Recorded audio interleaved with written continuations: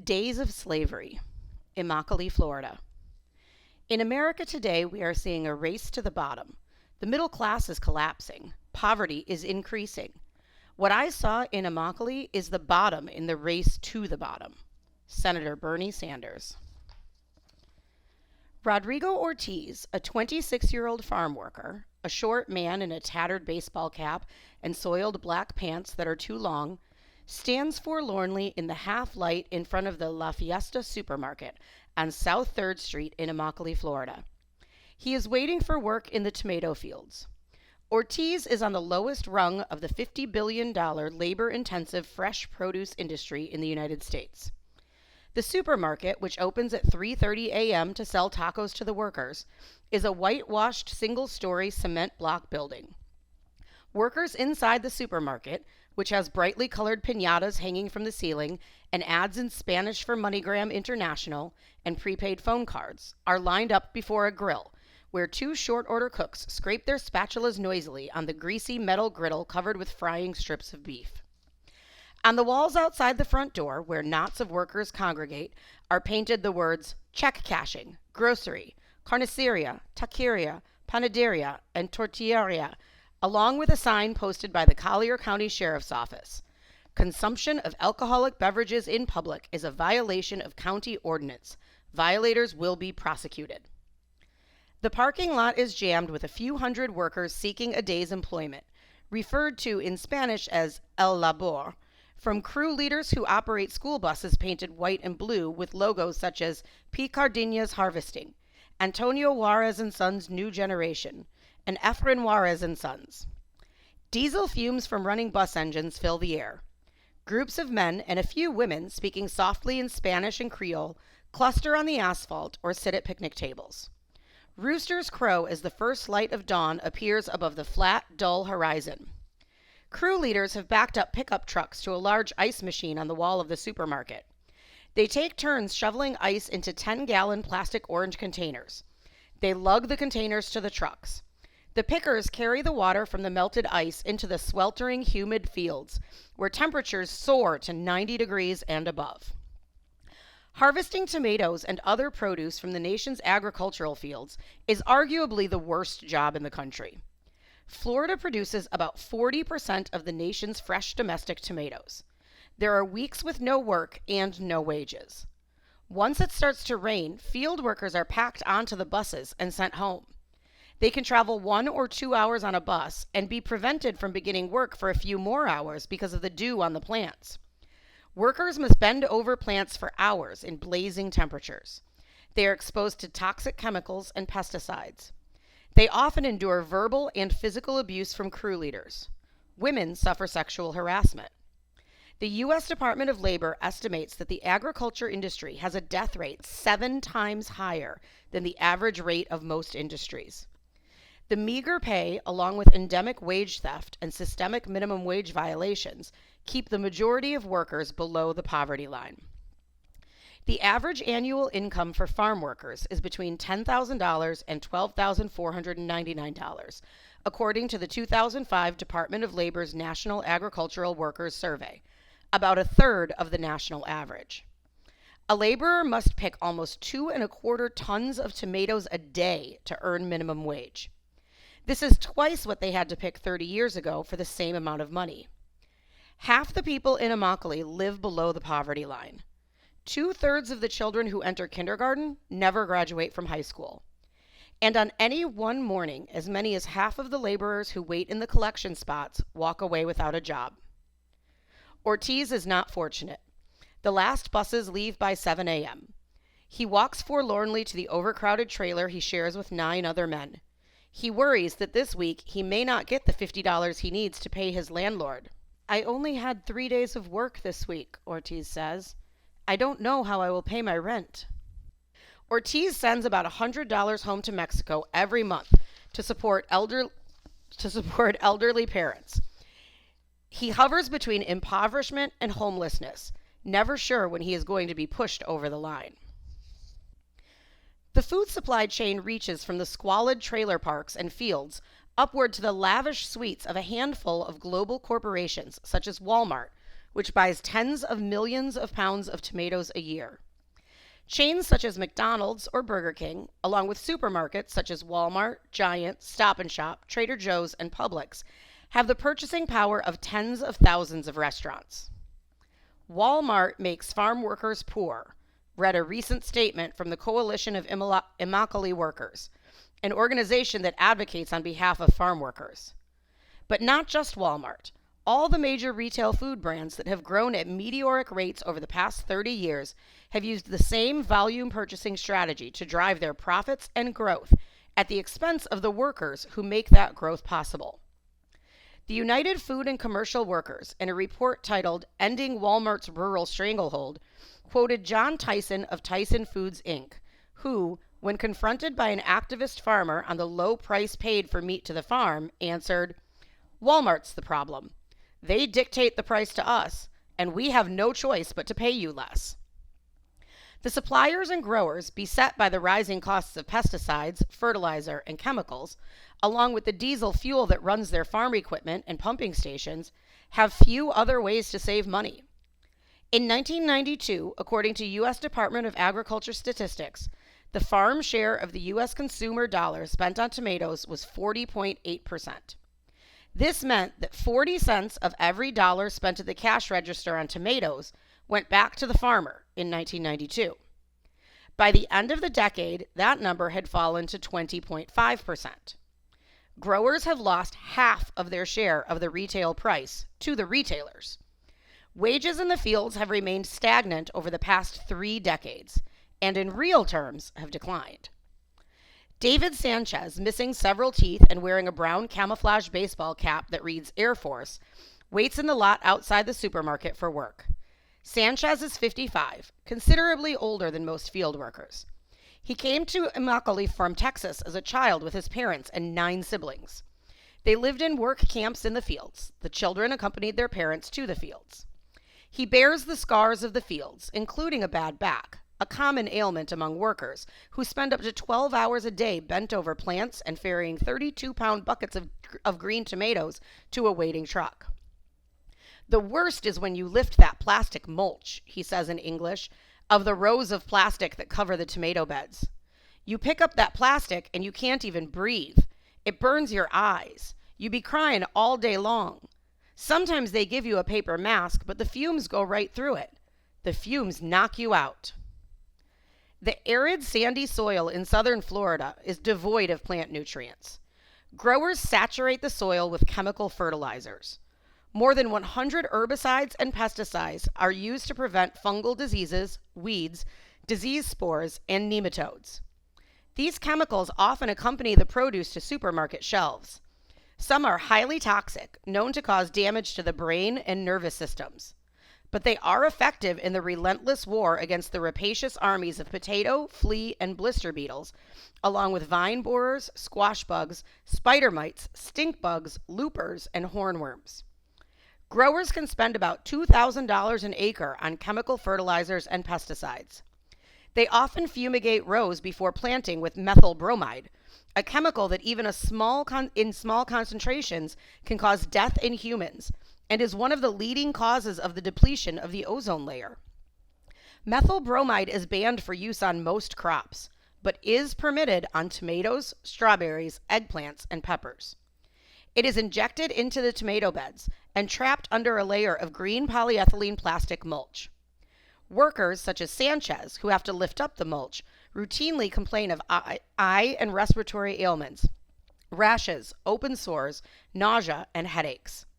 The Environmental Protection Agency, EPA, and the National Institute for Occupational Safety and Health show that upward of 20,000 farm workers suffer from acute pesticide poisoning every year. USDA studies found traces of 35 pesticides on conventionally grown fresh tomatoes for sale in the United States. 3 of those chemicals found in high concentration are known carcinogens. 6 are neurotoxins, 14 are endocrine disruptors, and 3 cause reproduction problems and birth defects. Tomatoes are harvested before they are ripe. They are gassed in packing plants with ethylene into an artificial ripeness. By the time the tomato reaches the dinner plate, as Barry Estabrook points out in his book Tomatoland, it is largely devoid of taste, robbed of most core nutrients, and carrying residues of poison. The rapid turnover of workers in the fields, which can be as high as 40% a year, has made it hard to track the effects of the chemicals and the pesticides on those who harvest the plants. But anecdotal evidence points to severe health impairments, including high rates of cancer. Sanchez rubs his right hand up and down his left forearm. Pretty soon, your arm hair falls out, he says. You go home and you have to use Clorox to get the green dust off your skin and out of your hair. You sneeze all day long. You can't get that smell out of you. We know we are not supposed to be working when they spray, he says. We all have to watch a video that shows workers wearing protective gloves. We sign a paper saying we know the regulations. But every time the growers spray around us and break the regulations, we don't say nothing. We need the job. I don't complain. If I complained, then the next day I wouldn't have a job. Sanchez stands next to the crew leader, Rudy Rivera, a friend who often gives him work. Rivera owns an old school bus repainted blue and white with worn brown vinyl seats and the words R. Rivera Harvesting on the side. The top halves of the windows by each seat are open. Most of the workers inside are asleep, heads tilted back and mouths agape. Rivera ticks off his bus expenses. $7,000 to buy it, $9,000 to paint it, $4,000 for insurance, $370 for tires, $30 a day for diesel. I usually look for men who are around 18, 19, or 20 years old, he says. When there is heavy work, I don't take women. They can't do it. When we lay the plastic or we have to shovel, I want men. When you lay down the sticks and use the air hammer, I want men. I only use women when I do the planting and picking. Rivera came to the United States from Mexico at the age of 14 with an uncle who helped shepherd him across the border. We walked for 15 days, he says. I had huge blisters on my feet. I was crying and crying. I told my uncle to let me go down to the highway and go home. He refused to let me go. He told me to be a man. Rivera started work in the fields as a boy. He was caught 5 years later by the Immigration and Naturalization Service, INS, and deported. When I showed up at my house, my mother burst into tears, he says of his return to Mexico. She hadn't heard from me in 5 years. She didn't know if I was alive. Then I crossed the border again and went back to work. Rivera is one of the crew leaders for B.F. Stanford, a small farmer who has been in Florida for nearly 5 decades. Joe and I drive out early one morning to Stanford's property. Stanford, 68, sits in the cab of a pickup truck with the window rolled down. It is early in the day, but in the intense Florida humidity, the air is already oppressive. Nestled amid the breaks in the fields are 50 white beehives, rented each year so the bees will pollinate the crops. A handful of egrets, spoonbills, and pink flamingos flock around the edges of the irrigation canals. Stanford says he hangs on financially by his fingertips. His son, who worked for many years with a large grower, has recently returned to help his father. They scoff at the idea of cracking down on undocumented farm help, saying no farm would be able to stay in business. The economic downturn has seen a rash of thefts on the farms, from diesel fuel to the equipment locked in sheds. Stanford was robbed last season when the lock on his shed was cut one night and his equipment stolen. The growers are also struggling to compete with the cheaper produce imported from Mexico. Mexico will put the American farmers out of business, says Stanford. They don't follow the same rules. No one says what the Mexicans can and can't spray. The labor is cheap, and the big corporations like 6Ls are already moving their production over the border. The small farmers are getting killed. The cost of fertilizer, the plastic boxes, the paper, the labor, and the fuel keeps going up. And we have about the same prices for our produce as we had 50 years ago. NAFTA, the North American Free Trade Agreement, was the breaking point. Then you really saw the banks go in and take homes and equipment. Then you saw a lot of the smaller operations close. I went out of business once. I had to sell all of my equipment and start over. They should shut Mexico down, he snaps. The workers in Stanford's fields are a mix of Haitians and Hispanics. They stand amid rows of cucumbers holding red or orange buckets. The workers wear yellow gloves. The farm also grows watermelons. Stanford is not pleased with the labor imported into his fields. I put my heart and soul into that crop, and every day they go and tear it up, he says. The labor don't care. Everybody get a row, says Rivera in English to the Haitians and in Spanish to the Latinos. You move, the bucket moves, and all phones off. Make sure it's fat, not thin, he says to a worker bent over the plant. What's up, he says to a worker who is standing. You picking today? No, the worker answers. Dumpin'. The worker in charge of dumping climbs onto the back of a blue flatbed truck. The truck bed is piled with white plastic pallets to collect the produce. As a worker brings a full bucket to the dumper, or dumpiador, they are given a chip. Each chip adds 10 cents to the worker's hourly minimum wage and is given out as an inducement to work quickly. There are gradations among the workers. Laborers, or pickers, the lowest position in the fields, harvest the crop. Walkers go up and down the rows checking if the vegetables or fruit, the tomato is technically a fruit, are picked at the proper time and have the required size and shape. The dumpiadors, who have a status above the field walkers, stand in the back of the trucks and are handed the produce buckets. And then there are the crew leaders, who select the workers every morning, drive them to the fields in their buses, and oversee the work. The crew leaders, most of whom inherit the positions from their fathers, decide who works and who does not. They distribute the pay, and with that power can come abuse. Sexual favors, according to numerous women who work in the fields, are sometimes demanded in exchange for work. Most women, who make up only about 10% of the workforce, will not go into the fields unless a male relative accompanies them. I worked for 2 years in the fields, says Maria Vences, a Mexican immigrant who runs a small grocery with her 2 sons in Immokalee. The crew leaders were always trying to get me into their truck to give them sexual favors. When I refused, they would say, okay, no more work for you. There are women who do it. They don't get paid. They just get to keep their job. The workers coming home in the late afternoon from El Labor in their rubber boots, their shirts stained green from the tomato plants, skirt any bolillas, white Americans. Conversations, when we can open them up, are routinely monosyllabic, with the eyes of those being questioned darting back and forth, and feet shifting in discomfort. When Joe and I enter trailer parks, workers hastily closet themselves inside. They refuse to answer our knocks, even when they knew we saw them swing the doors shut. Contact with the outside world, especially the white world, can mean deportation, a personal and economic catastrophe. Relatives in small villages in Mexico, Honduras, or Guatemala depend on the $100 a month sent back by wire. Homes are often put up as collateral so workers can raise the hefty transportation fees demanded by the coyotes, the traffickers who smuggle undocumented immigrants into the United States. Families face ruin if the workers they depend upon are deported. The INS, known as La Migra, is a powerful incentive to remain silent and unseen.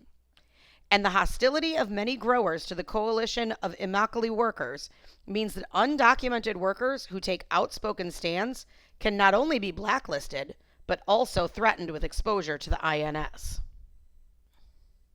When you fall on hard times in the fields, there is usually no one to catch you. There is no extended family to bail you out or provide you with some food and a place to sleep. There are no social services or union to save you from destitution. Abel Matias, unsteady on his feet from too much drink, sways and lurches through the undergrowth, making his way toward the patch of ground where he spends his nights. I'm not working anywhere, he says. I'm not picking tomatoes. Matias is 25. He wears a worn black Metallica sweatshirt with a large rip in the back right shoulder. The cuffs of his gray pants are soiled and stained. His hands and face are darkened and weathered from the sun. He's missing a few teeth. He came to the United States at the age of 14. He walked with his uncle for 6 days from the Mexican border into Arizona to escape detection by border patrols. 3 days after arriving in Phoenix, he was hidden with other undocumented immigrants in the back of a truck and driven to the tomato fields in Florida. He has remained in the United States ever since, moving to North and South Carolina for the summer harvests and back to Immokalee in the winter to pick tomatoes. Matias and the other transient laborers who sleep in the woods wake up in the dark at 4 a.m. and walk to the parking lot in front of the La Fiesta supermarket. But the last few days have not been good. By 7 a.m., he and dozens of others have left without work. He was unable to pay his landlord the $50 weekly rent for a dilapidated trailer he shared with 9 other workers 2 weeks ago. Rents in the trailer parks, dominated by 3 local families who collectively fix the price, are astronomical. A trailer that should be condemned brings in a monthly rent of $2,000. The enclosed trailer encampments, usually surrounded by cyclone fencing, are named for the colors the owners paint them or the street where they are located: Camp Rojo, Camp Blanco, and Camp Colorado. Most workers have no car and need to be close to the collection points. Those who can't pay the $50 a week sleep outside. Matias pushes creepers and vines out of the way. I went to the parking lot this morning at 4, he says, but there was no work. I don't have any money, so I sleep in the bushes. The last time I worked was 3 days ago. I made $20. But we only got 4 hours in the fields. I used $15 to buy a phone card and the rest for soda and something to eat. Mosquitos, serpientes, gusanos, insectos, es terrible. Mosquitoes, snakes, bugs, insects, he mutters to himself. It's awful. He stops in a clearing where the grass and vegetation are matted down. There are discarded beer bottles, papers, and trash. Here, he says, sweeping his arm out over the encampment. Sometimes there are 50 of us at night. He stumbles over to the edge of a tree and shows us where he sleeps. He has no blanket or sleeping bag. A local Catholic church gave the squatters tents, but 15 days ago the police raided the encampment and confiscated them. I had a tent for a little while for myself, he says, pointing to a patch where it had been set up. He sees a log and lowers himself slowly and unsteadily to sit. He pulls the neck of his sweatshirt up over his face and the hood down over his bloodshot eyes to show us how he sleeps. It's cold at night, he says. It's fucking cold, he adds, using the English word. A rooster begins to crow. My father abandoned me, he says. My father died when I was young. I had to look for work as a boy. I have a few belongings, some clothes and a television. My friend has them. He is keeping them until I get work again. I had a girlfriend, but she left me for someone else. Now she wants to come back. She calls me on the phone and says, I love you, I love you. But I told her, no, I don't want her back. She can stay where she is. I wanted to be an American, to raise myself above all this, he says, his thoughts trailing off as he stares into the woods. We head back down the narrow path, again pushing the creepers out of our faces. We walk along the side of the road past the Guadalupe Center in the Catholic Church, where we had found Matias at the lunchtime soup kitchen. He had been seated with other migrants, including mothers with children, spooning up soup served by church volunteers. It is the only meal he and most of those in the center eat daily. He says he will continue to trudge from his encampment to the parking lot until he finds work. He hopes to get enough steady work to earn the $50 to sleep on a mattress on the floor of his old trailer, which comes with holes in the floorboards, a single shower head for the 10 men, and scurrying rats and cockroaches. And then, he hopes, he can retrieve his few clothes and his television. We walk with Matias along a sandy rut in the edge of a potholed asphalt road. We pass some boarded-up buildings, a collection of trailers with garbage strewn out front, and a woman balancing a bag of groceries with one hand on her head. Old bottles, cans, newspapers, plastic bags, and cardboard lie scattered in the overgrown grass. There are tiny check-cashing shops nestled along the streets. They charge steep fees to migrants who do not have bank accounts or who want to wire money back home. There are little tiendas with crates of oranges and tomatoes out front for sale. There are old vans and minibuses, servicios de transport, which rumble down the road as part of the informal system of local transportation. Tickets for the servicios de transport are sold in shops that cater to workers. Chickens and roosters root around in the dirt yards. It looks, sounds, and feels like a small village in Mexico. Matias, at least when he is sober, is the model worker in the corporate state. He has no job protection or security, no benefits, no medical coverage, no overtime, no ability to organize, no social security, no food stamps, no legal protection, and when his employers do not need him, he is left without an income, a place to live, or something to eat. The hardships Metiers and other farm workers endure refute the economist David Ricardo's classic economic theory of the iron law of wages.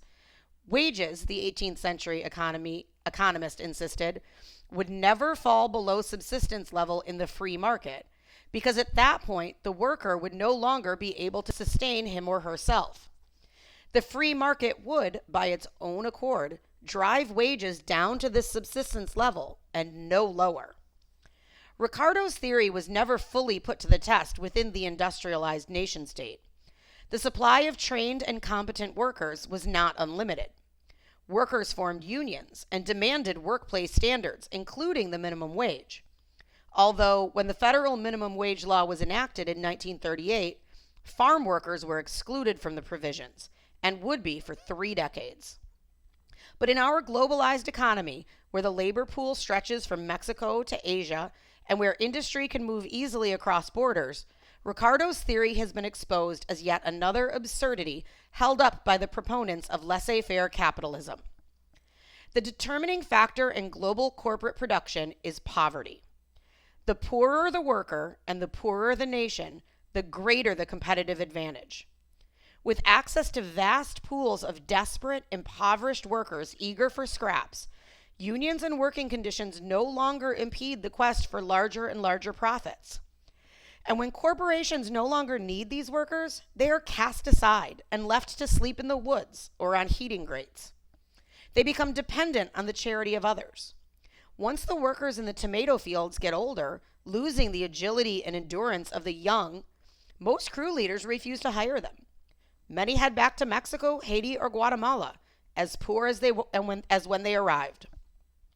The worst is not life as a serf. It is life as a slave. And as Douglas Malloy, the chief assistant U.S. attorney in Fort Myers, has said, Florida has been ground zero for modern slavery in America. Slavery, in its many guises and configurations, has been a feature of the Florida economy for centuries. The Spanish conquistadors who settled in Florida enslaved indigenous peoples to tend their crops. This practice ended when the native population was largely exterminated. Once Great Britain took control of Florida in 1763, African American slaves were imported to work the rice and indigo fields. When Spain regained control of Florida following the American Revolution, the northeastern coast became one of the centers for the trafficking of human beings, especially when in 1807 the Congress banned the international slave trade. The Seminole Indians, who had been pushed southward into Florida, joined by African Americans who had escaped slavery, mounted 3 protracted and devastating wars with the U.S. Army between 1814 and 1858 in a bid for freedom. The United States committed more than 40,000 troops to quell the rebellions that took the lives of 1,500 U.S. soldiers. Small remnants of the Seminoles and their African American allies, after suffering military campaigns that razed their settlements and slaughtered their women and children, retreated into the swamps of the Everglades rather than surrender. By the time Florida returned to American control in 1821, huge numbers of African American slaves were working the cotton and sugar plantations. On the eve of the Civil War, nearly 44% of the state's total population was enslaved. There were fewer than 1,000 free African Americans in Florida when the Civil War began. Little changed for African Americans following the war, as white plantation owners turned to violence, legal constraints, and debt peonage to keep African Americans impoverished and trapped in the fields. They were slaves in all but name. Florida had the highest per capita lynching rate in the country between 1882 and 1930, with at least 266 murders. Lynchings were public spectacles that drew thousands of white onlookers. They were also public service announcements to the black community. They cemented into place the reign of terror. In his book, Trouble in Mind, Black Southerners in the Age of Jim Crow, Leon F. Litwack describes an 1893 lynching in Fort White, Florida. Trains ferried in additional participants and spectators from surrounding cities. After a mock trial, the lynching began. They sawed at the victim's throat, cut off both his ears, cut out one eye, stuffed handkerchiefs in his mouth to stifle his awful screams, Litwack writes. Stabbing him repeatedly, the lynching came close to cutting out his backbone. He was then dragged 2 blocks before the crowd emptied their guns into his body. African American men arrested on usually bogus charges of vagrancy were part of the vast convict lease system. Counties and states in the South leased groups of black convicts who could be held in bondage for years to farm owners. Many never survived long enough to finish their terms. As Litwack writes, what convict labor demanded of blacks physically and emotionally not only resembled slavery, but in many instances exceeded its worst abuses and routines. We go from can't to can't, a Florida convict turpentine worker said. Can't see in the morning to can't see at night. Awakened before dawn, the convicts were marched rapidly to the fields in chains, where they worked until dinner, for which they received some 40 minutes, and then continued to work until after sundown, or as long as it was light enough for a guard to see how to shoot. The 14 or more hours they worked each day, the pace demanded of them, the savage beatings meted out to slackers, the dangerous conditions they often confronted, along with the quality of their food, shelter, and medical care, made survival a triumph in itself. Before the war, we owned the Negroes, a planter said in 1883. If a man had a good N-word, he could afford to take care of him. If he was sick, get a doctor.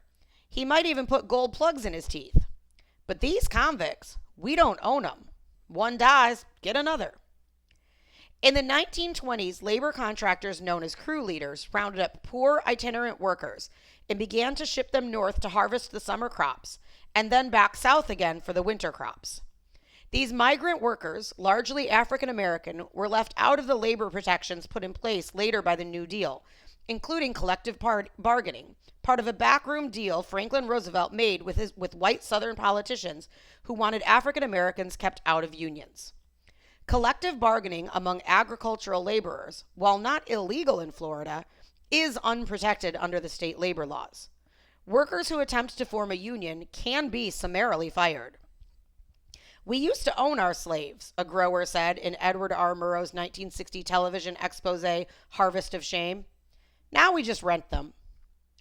Despite the termination of the convict lease system in 1923 by Florida and Alabama, the last 2 states to end the practice, incidents involving slavery and forced labor continue to be uncovered.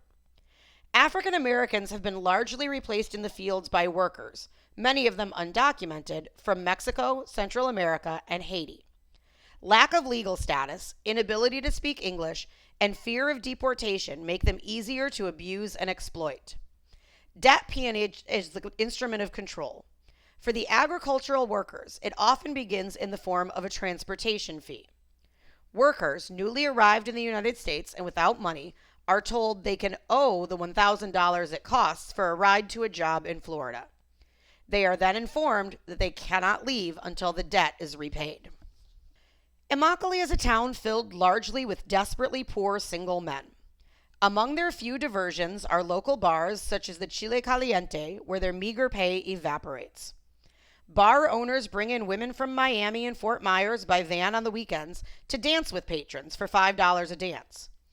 The night Joe and I are at the Chile Caliente, the women, in tight shorts, grind in high heels all the way down to the floor and up again like seasoned strippers.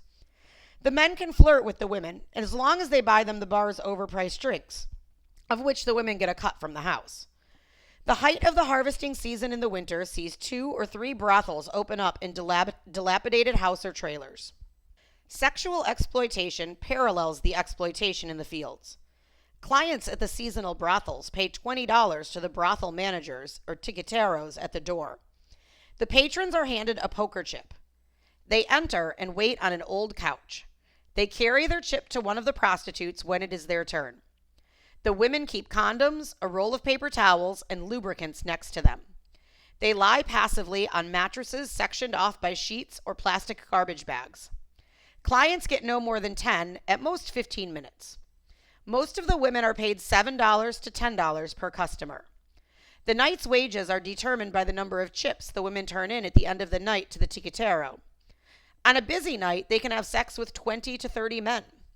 Some women are as young as 14, and Collier County Sheriff officials told us of women arrested as old as 60. Many of the women were lured to the United States by promises of jobs in hotels, cleaning services, restaurants, or in private homes as domestics. The women are told they can pay off the smuggling fee, often as much as $2,000, once they start work. But the debt, magically, never diminishes. It is constantly augmented by charges for food and rent deducted by the brothel owners from the paychecks, as well as the cost of any abortions. The women are trapped like enslaved field workers in a cycle of endless exploitation. Crew leaders, like the brothel owners, often swiftly pile on the debt in farm camps. Workers are charged for rent, food, wine, beer, and cigarettes, leaving them beholden to the crew leader until the debt is paid off, a near impossibility, since it is the crew leader who sets the inflated price, collects the wages, sells the purchased items to the workers, and keeps the accounts. Owners note down the mounting sums owed by workers, siphoning money each week from wages, supposedly to pay off a portion of the debt, a practice few of the workers can challenge, since many cannot read and have no access to police or courts. These debt peonage operations are often large. Miguel Flores of LaBelle, Florida, and Sebastian Gomez of Immokalee were sentenced in 1997 to 15 years each in federal prison on slavery, extortion, and firearms charges. They oversaw a workforce of 400 men and women who harvested the fields in Florida and South Carolina. The workers, mostly indigenous Mexicans and Guatemalans, were forced to work 10 to 12 hours a day, 6 days a week, for as little as $20 a week, all under the supervision of armed guards. Those who attempted to escape were beaten, pistol whipped, and at times shot. The crew leaders charged the workers exorbitant prices for food. Female workers, according to one victim, were routinely raped. Flores told the workers that if they ever spoke about their experiences, he would cut out their tongues. This case was only one of the few that have been uncovered, due in part to the coalition of Immokalee workers, which convinced a dozen witnesses to come forward. More than 1,000 men and women in the state of Florida have been freed by law enforcement over the past 15 years from slave camps. There have been 9 federal prosecutions for modern-day slavery since 1997, and there are other operations that law enforcement officials say remain undetected. Workers are routinely sold to crew leaders, cheated out of pay, beaten, or pistol whipped if they complain or are sick. They are kept in gated enclosures at night, at times chained to prevent escape, and warned that their families in Mexico or Central America will pay the consequences if they flee and report the abuse to authorities. Child labor laws are often ignored. The body of an undocumented farm worker periodically appears on the side of the road or floating in one of the irrigation canals, a reminder to other workers of what happens when you attempt to challenge the bosses.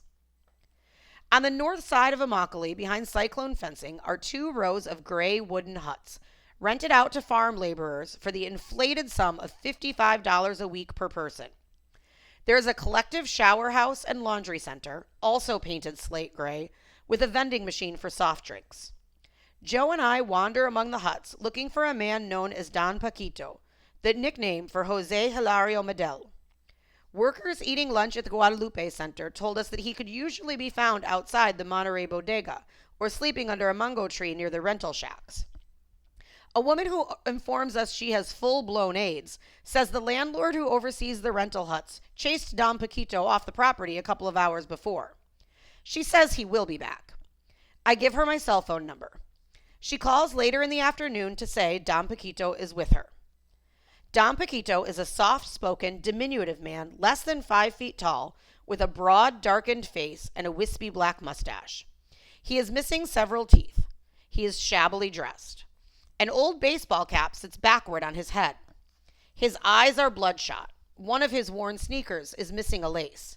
He is a gentle, broken soul whose life has been marked by horrible poverty, abuse, and tragedy. He has retreated into the fog of alcoholism.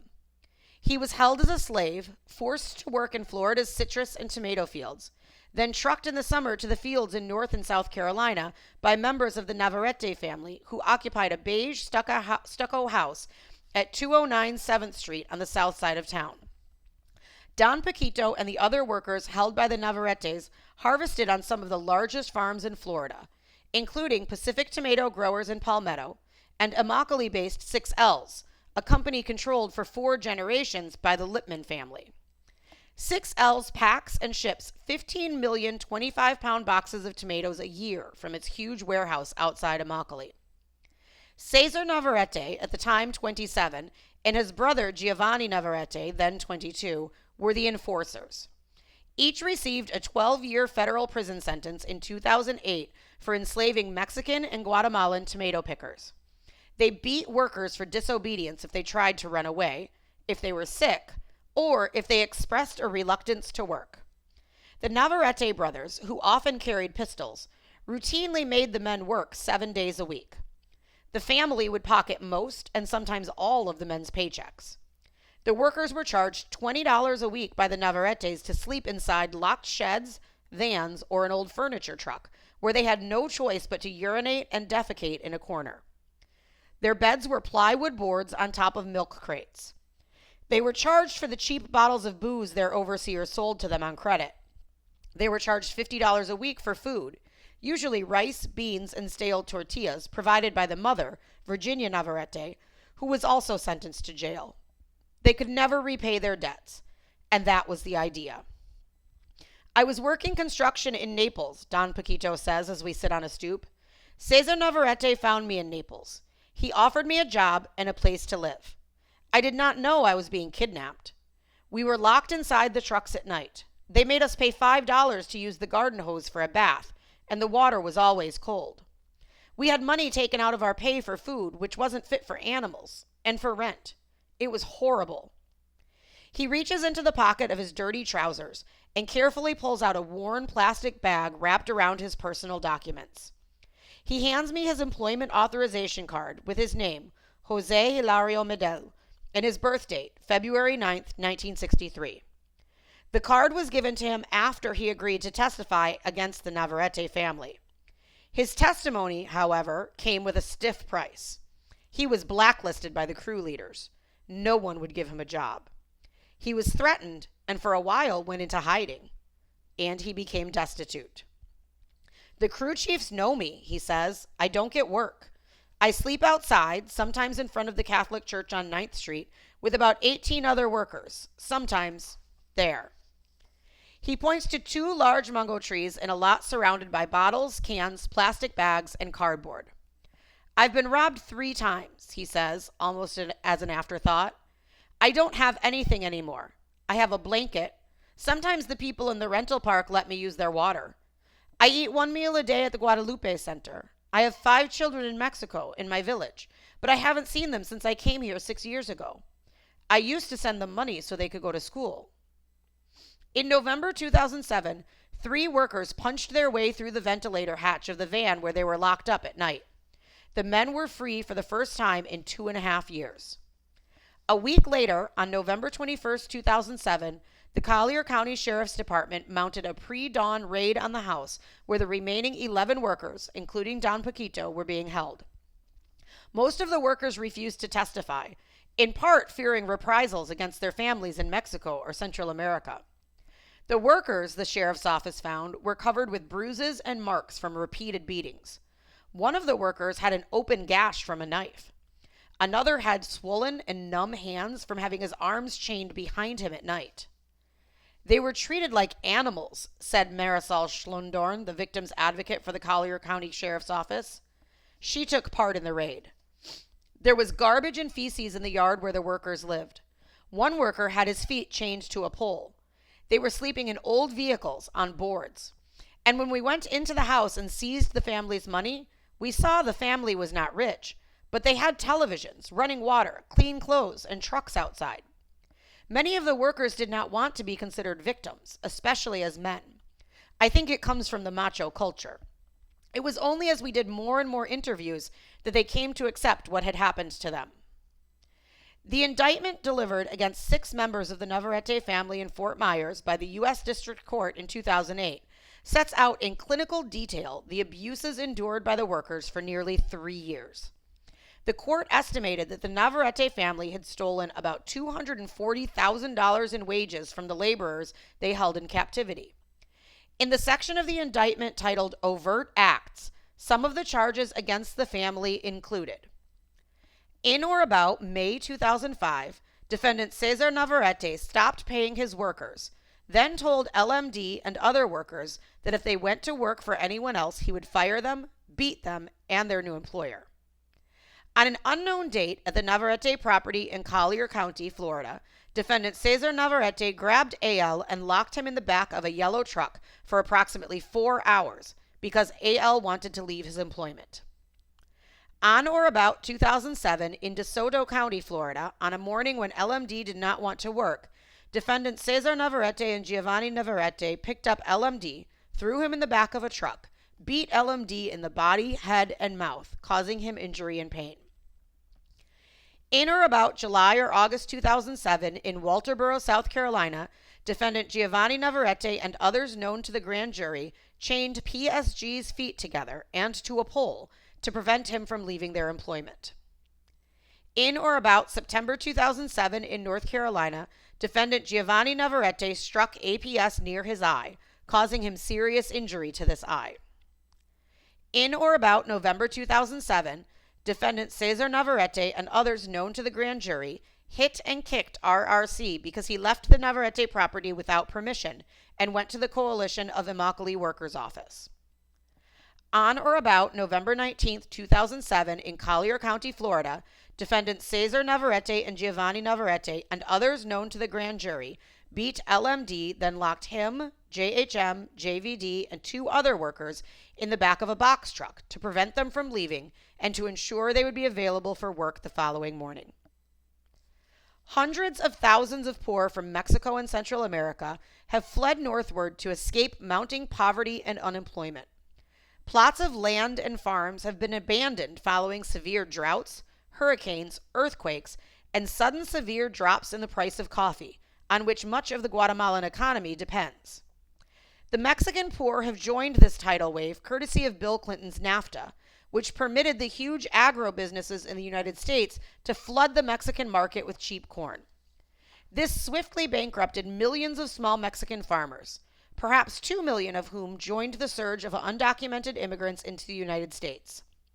These are the rumblings of a new world order, one in which a mad scramble for diminishing resources, a world where workers at home and abroad are forced, out of desperation and sheer vulnerability, into a global serfdom. Joe and I are in Laura Germino's small office in the Coalition of Immokalee Workers' one-story stucco building. The building is across the street from the parking lot where workers gather each morning in Immokalee. She and her husband, Greg Asbed, helped form the coalition in the mid-90s while they were working for Florida Rural Legal Services. Germino and Asbed, who met as students at Brown University, each spent time in the developing world. Germino as a Peace Corps volunteer in Burkina Faso, and Asbed in Haiti.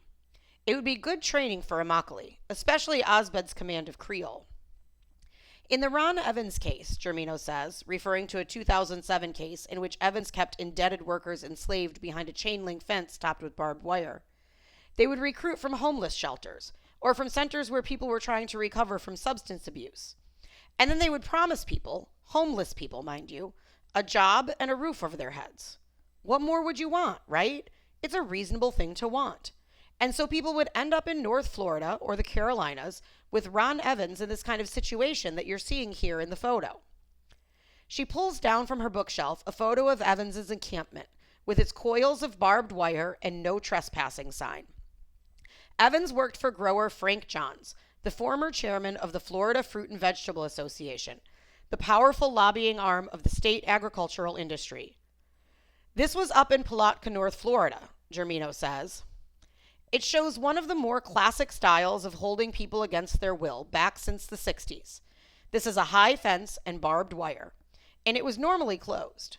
There is an interview with an older man named Jewel, and he talks about how Evans, at the end of the workday, would take up everyone's shoes, so that it would be harder for them to leave at night. Evans was sentenced to 30 years back in 2007, but he'd been practicing since at least the 80s. One of the misconceptions is that people look at farm work as a snapshot of today.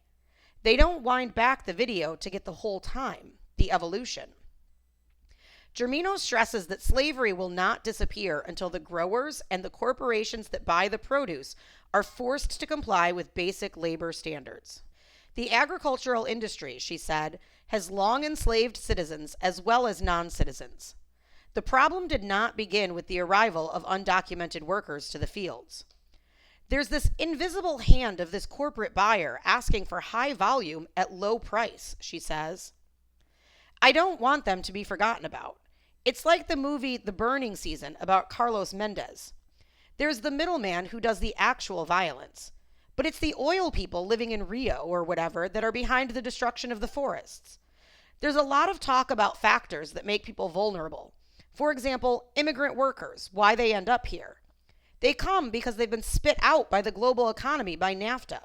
They don't come here for adventure. They are vulnerable and fall prey to a boss who holds people in forced labor. These are the sending factors. But the more important question is about the receiving country factors. I can understand a trafficker wanting to take advantage of these people, but why does it happen here?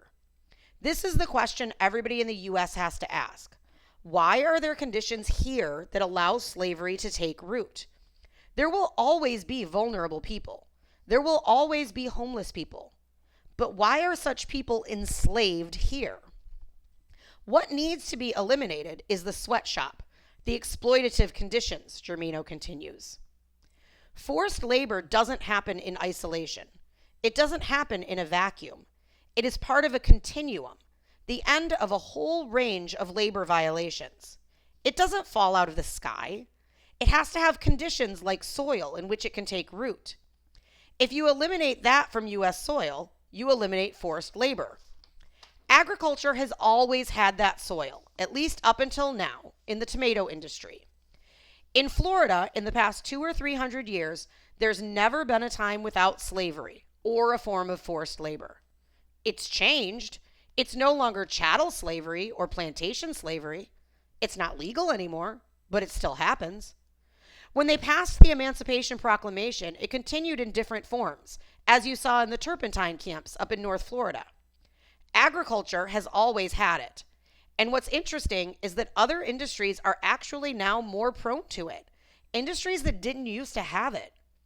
This shows you that when any industry devolves from being an industry with a full-time workforce with benefits and overtime, pensions, or whatever, to a sub-poverty minimum wage workforce, not salaried, day labor, you start seeing more cases of forced labor. We are starting to see labor trafficking in the garment industry and in hotels and construction. It devolves. I'm surprised it hasn't happened in meatpacking, where salaries have also gotten lower and the benefits have gotten worse. I had hoped that agriculture would become more like other industries, but I fear that in our race to the bottom, other industries are beginning to resemble agriculture. The advances made by the Coalition of Immokalee Workers on behalf of the tomato workers, however, are among the few bright spots in the nation's agricultural fields, advances made outside the formal structures of power by the workers themselves. What is happening in the tomato industry is huge and promising, Germino says. It is something new and genuinely exciting. I've been doing this for 20 years. I don't get excited easily about something. Joe and I wait in the coalition's small parking lot one Sunday morning to travel with a group of laborers to picket a Publix supermarket in Sarasota. The coalition is trying to get tomato buyers to sign a deal, known as the Fair Food Agreement, which has already been accepted by the giants in the fast food industry. If the supermarket chains, including Publix, Trader Joe's, Walmart, Kroger, and Ahold Brands, Giant, and Stop & Shop sign the agreement, the wages of the farm workers could nearly double. The agreement could also significantly alleviate the draconian conditions that permit forced labor, crippling poverty, and egregious human rights abuses, including slavery, in the nation's tomato fields. If the campaign fails, however, the gains made by farm workers could be threatened. Supermarkets are huge buyers of tomatoes and wield great influence, if they choose to, over conditions in the field. The campaign has been resisted. The corporations have mounted a public relations blitz to denounce the agreement. The supermarket chain Publix sent an employee posing as a documentary filmmaker into the coalition, and the activities of the coalition are closely monitored. Publix has a cabal of labor relations, human relations, and public relations employees who very frequently descend from corporate headquarters in Lakeland, Florida, or one of their regional offices, and show up at our demonstrations, says Mark Rodriguez, who works with the coalition. They watch us, with or without cameras. They constantly attempt to deflect us. If we attempt to speak to consumers or store managers, these people will intercept us and try to guide us away. These people in suits and ties come up to us and refer to us by our first names, as if they know us, in a sort of bizarre, naked attempt at intimidation. The coalition organized a nationwide boycott in 2001 that forced several major fast food chains, including Yum Brands, McDonald's, Burger King, Subway, Whole Foods Market, Compass Group, Bon Appetit Management Company, Aramark, and Sodexo, to sign the Fair Food Agreement, which demands more humane labor standards from their Florida tomato suppliers, and a wage increase of a penny or more for each pound of tomatoes harvested. But if the major supermarkets do not also sign this agreement, growers who ignore the agreement will be able to continue selling tomatoes to the supermarkets. This could leave at least half of all the fields without protection, making uniform enforcement of the agreement difficult, if not impossible. Supermarkets such as Trader Joe's insist they are responsible and fair, says Gerardo Reyes, a farm worker and coalition staff member who we meet in the coalition's office. They use their public relations to present themselves as a good corporation. They sell this idea of fairness, this disguise.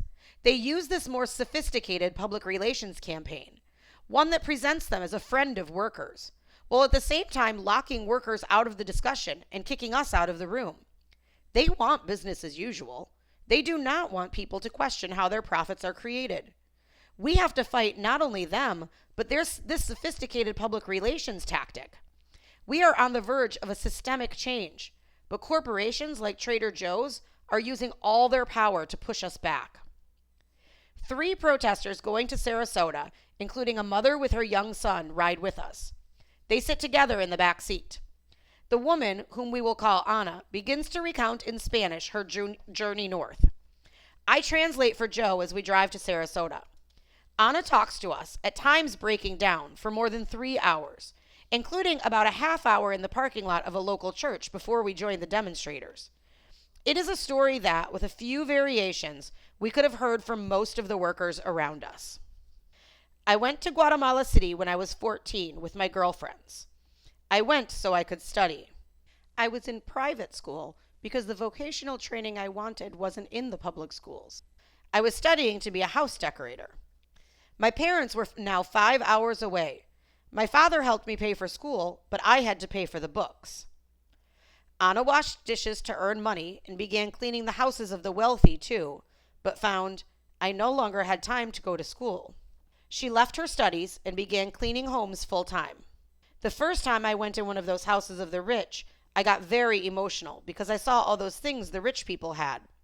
My girlfriends and I hoped maybe one day we could have a home like this, with a washer and a dryer, because in our town, we didn't even have electricity. Their children would have parties, and we would have to arrive early to clean, but then they didn't want us to stay. They would call us when we had to clean up. We would stay in the home until 2 or 3 in the morning. The worst was to see how they would throw away food, because in my little pueblo there were days when we didn't even have frijoles. At 16, Ana married a man she met in Guatemala City, who happened to come from the same village she did. They moved back to the country and in with her father. He lived in a one-room house and on property that had been granted by a Spanish priest who had bought a large farm, divided it among the people, and set up a coffee-growing cooperative. The cooperative found buyers for the crop and divided the profits among its members. People were able to expand their houses and rent land to grow beans and corn, so we began to eat much better than we ate before. Anna had her first child, and now we wanted a house of our own. Her husband decided to go to the United States to earn the money. He hooked up with a couple of acquaintances who claimed to know the route, and together they made the journey to the U.S. border. He called me the night before he crossed over. He told me, "I'm going to try to cross, and if I don't make it, take care of our daughter. I love you very much." I was crying. He was crying too. I was trying to be positive, but I was thinking about all those people who died crossing into the United States. "God willing, you make it over. Don't forget about us." We only spoke for about 3 minutes. When the call ended, I stayed in the booth and cried. For 8 days, I knew nothing. I didn't know if the crossing had gone well or not. For 8 days, I hardly slept. I went to the church every day to pray for him.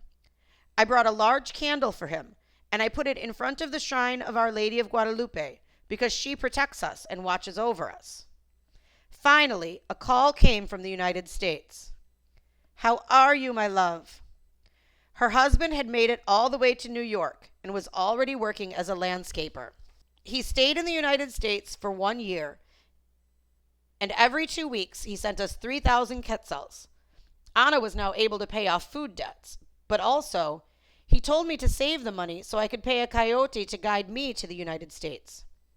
But Anna would not be able to take her daughter. The idea was to come for 1 or 2 years and return home. It was very hard to leave my daughter. I told her it would be for a little while, and then I would be back. When she had the required sum, 40,000 quetzals, she joined a group of 40 Guatemalans attempting to reach the United States. They moved by public transportation from safe house to safe house. Because they did not have papers, they were smuggled across the river at the Mexican border on truck tires. The river was not wide, she says, but it was deep. Each tire had someone to pole it across. The coyotes paid the men to take us across. When they reached the U.S. border, they split into small groups and waited for night to fall. Then a coyote led them over the wall. So many people crossed that wall that they had carved out handholds, and we used those same handholds. A perilous journey now lay before them. It was hard. It was desert with a lot of snakes. There were remains of people who had died. We saw a lot of bones. Maybe they died because they were bitten. I don't know. This is very dispiriting. You imagine many things. In the days we hid, and if we could, we hid where there was some shade. When we crossed, everyone was carrying a gallon of water, and we had to be careful we didn't drink too much. We were supposed to sleep during the day, but pretty much you don't sleep because you have to watch out for patrols. It was 3 nights to get across. The group arrived at a destination in Texas, and from there Anna was taken to Phoenix. Her husband was now in Pennsylvania working in the blueberry fields, and she flew to Philadelphia to be reunited with him. It had been over a year since I'd seen my husband.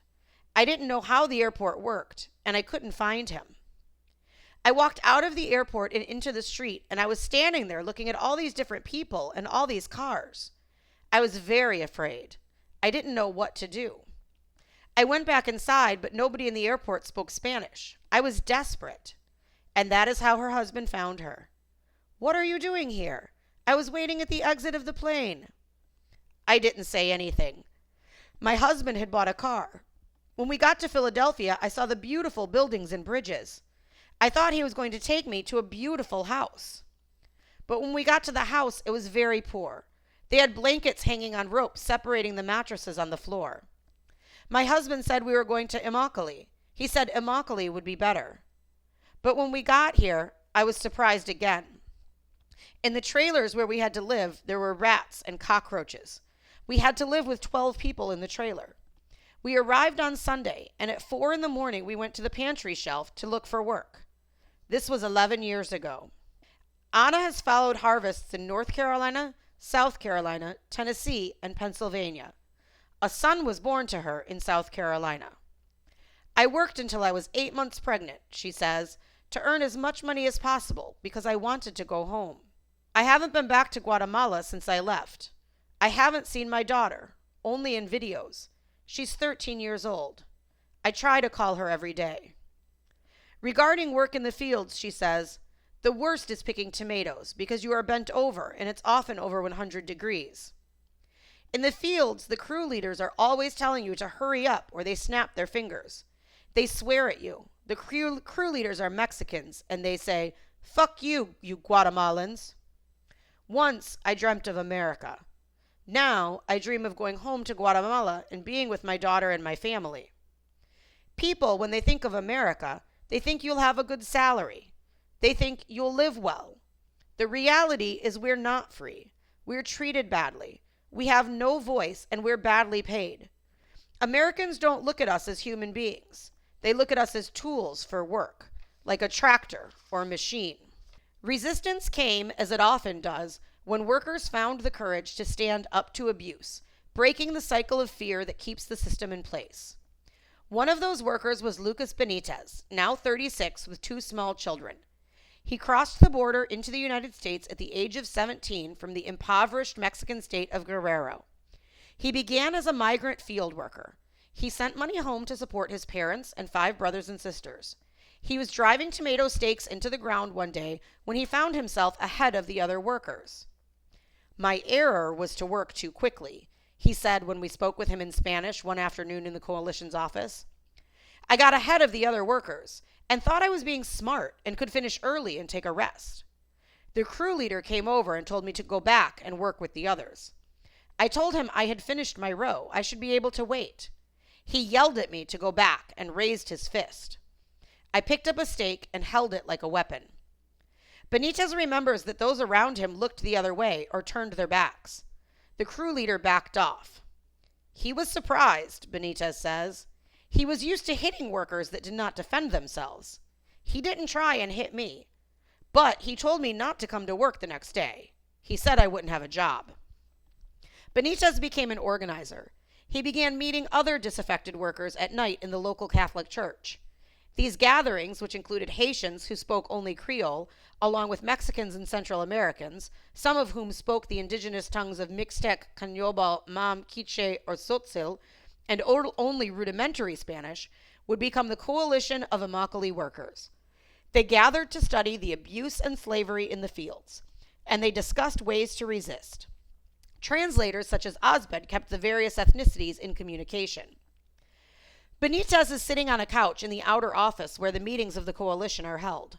The walls around him are covered with posters, framed newspaper articles in Spanish and English, and signs from past protests. There is one poster with a caricature of a crew leader labeled Don Tomato, shouting, "I'm the law, I'm the boss," and a placard reading, "No más abusos," no more abuses. On the far end of the room is a small food pantry where workers can buy staples such as rice and beans at reduced prices to help counter the gouging that typifies most of the town's bodegas. These conditions are hereditary, Benitez says in Spanish. They exist and have existed for generations. First you had slaves, then you had freed slaves, then you had poor whites and sharecroppers. Now you have immigrants. It is all part of a continuum we have to break. It was clear from the beginning, he says, that whatever organization arose, it could not revolve around a single leader. It would be too easy to decapitate. The model for organization would have to be consensus. What happened in Immokalee is similar to what is happening in the rest of the country with the Occupy movements, he says. We began because we were desperate. We didn't see a solution through the system itself. We knew we had to change the balance of power between the workers and the corporations. And this is happening all over the world. Many people are desperate. They work hard and have nothing to show for it. You see in these Occupy movements, young people who burned their eyelashes off studying and have no job and huge debts. There are differences. We are poor. We are isolated. But like the Occupy movements, we are organic. We are responding to corporate power. We, too, are non-hierarchical. Everyone has a voice. There are no designated leaders. In 1995, the growers attempted to reduce wages from $4.25 an hour to $3.85 an hour and add 10 cents a bucket as an incentive. The reduced wage and incentive to earn a dime a bucket, in fact, was a swindle. If the worker was paid the proposed $3.85 an hour and the 10 cents incentive per bucket, They would make about $50 for a day, not $90 for the same 200 buckets. To get the point across to the workers, the coalition drew pictures of turtles working in the fields and told workers earning $3.85 an hour and a dime a bucket to work as slowly as possible to conserve their strength. The wage reduction, on top of the verbal and physical abuse, enraged the workers. They gathered each morning in the supermarket parking lot and blocked the buses from entering the lot.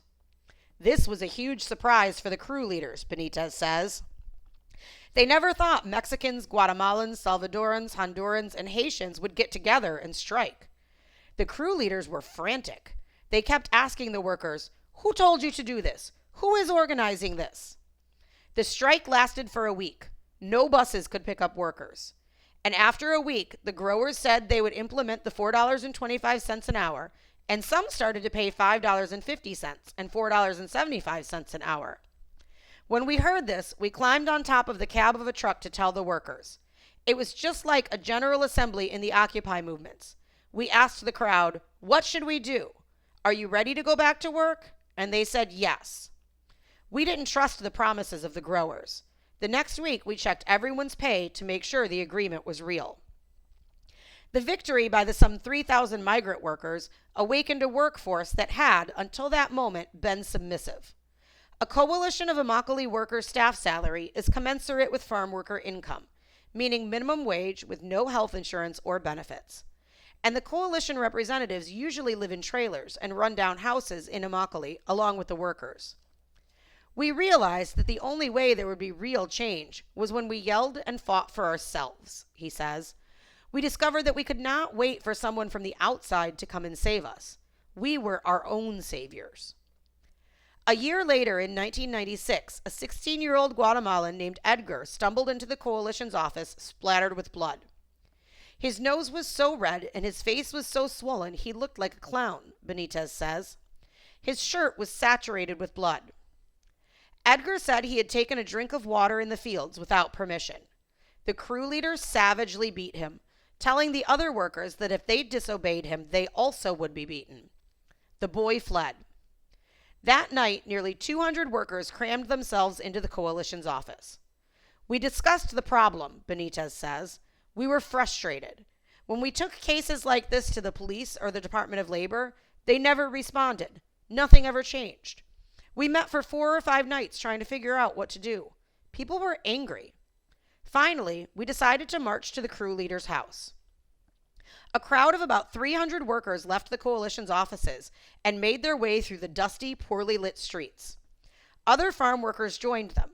The crowd swelled to 500. Police descended on the marchers with riot gear and 28 vehicles.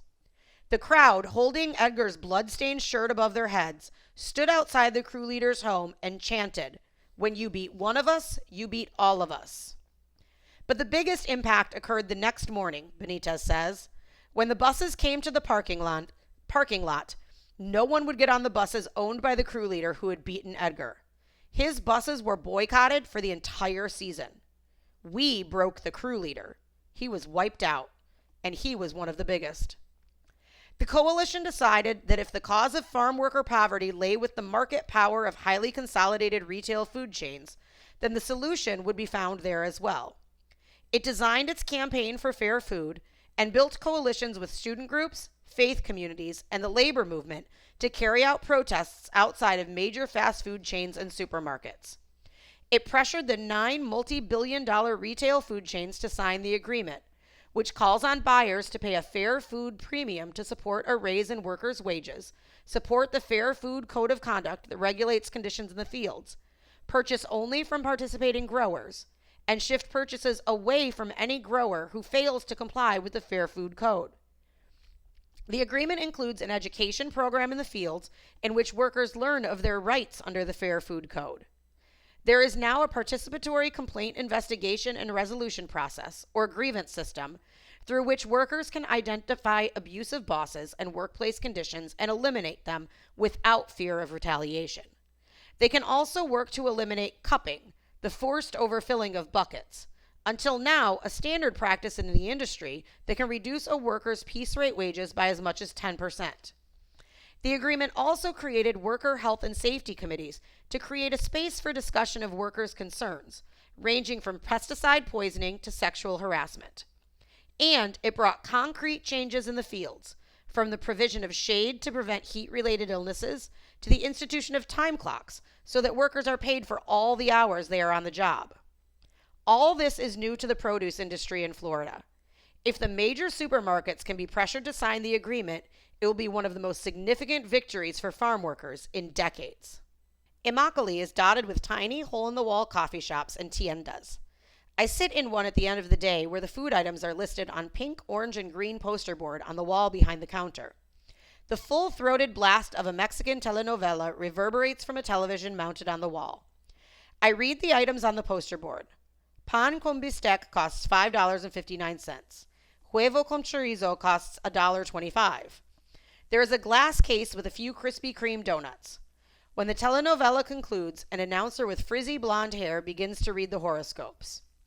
Virgo, she says in Spanish, lips heavy with gloss, eyes coated in blue eyeshadow, will have interesting experiences. The woman behind the counter tells me she lives in a trailer with her husband and 2 sons, ages 10 and 5. She is undocumented. She said her greatest fear is deportation. She cannot get a driver's license. She drives to her work without one. If I am stopped by the police, they're going to deport me, she says. She came to work in the fields as a young woman with her father and 2 brothers. I wouldn't get on a bus to go work in the fields unless I was with one of them, she says. You can't be alone there as a woman. If I went to the bathroom, I always went with another woman.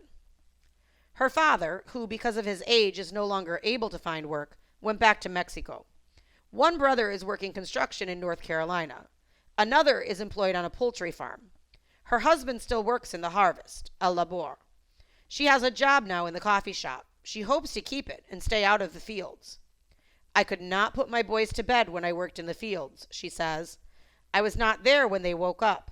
They slept every night in a trailer with other children whose parents went to find work at 5 o'clock in the morning with the crew leaders.